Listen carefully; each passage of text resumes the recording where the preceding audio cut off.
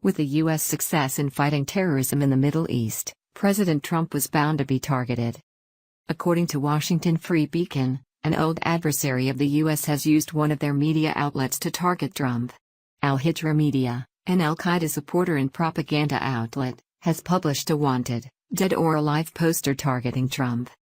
Newsweek reports that Al-Qaeda has accused Trump of various crimes against Islam, such as treason, murder, injustice, kidnapping, massacre, extremism, negligence, hate.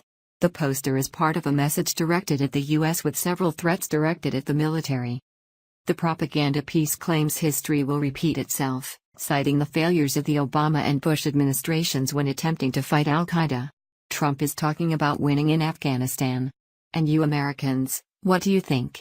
Do you not know history? They claim the U.S. presence is solely for racist reasons, not to eradicate terrorism. It is clear that Trump is waging war only for his hatred of Muslims. You will never be victorious, you will be defeated. It finishes with the often used phrase that Afghanistan will be a graveyard for any U.S. troops that set foot on its soil. Animosity from Al-Qaeda isn't surprising considering their long-held hatred of the U.S. Infamously, on September 11, 2001, Al-Qaeda terrorists were able to hijack 4 planes and crash 3 into notable U.S. landmarks, killing nearly 3,000 people. Al-Qaeda's hatred of the U.S. stems from a religious-based aggression towards democracy and Western culture. There is also a resistance against the so-called imperialism of the U.S., which they claim uses foreign policy to control countries in the Middle East. Over the years, Al-Qaeda encountered infighting, and a new terrorist organization splintered off to form ISIS. The rise of this new radical terrorist group pushed Al-Qaeda into the shadows with diminished power. With ISIS suffering massive losses as US-led coalition forces close in, Al-Qaeda is no doubt seeking to fill the vacuum left behind and swell their numbers.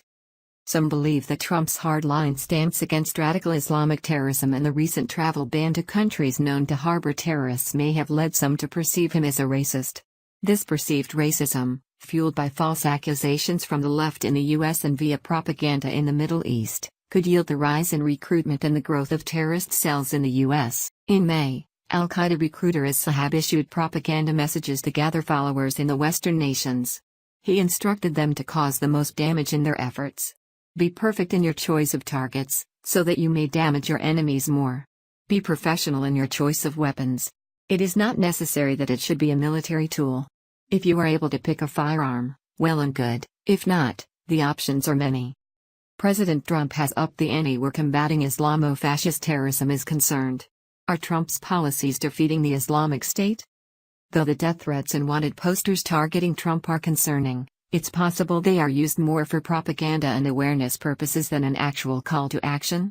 That being said, there are many who may take the wanted posters seriously and seek to take action. Hopefully, the threats will amount to nothing and the president will be kept safe, and he'll be able to root out these terrorists who would seek to cause harm and chaos within America.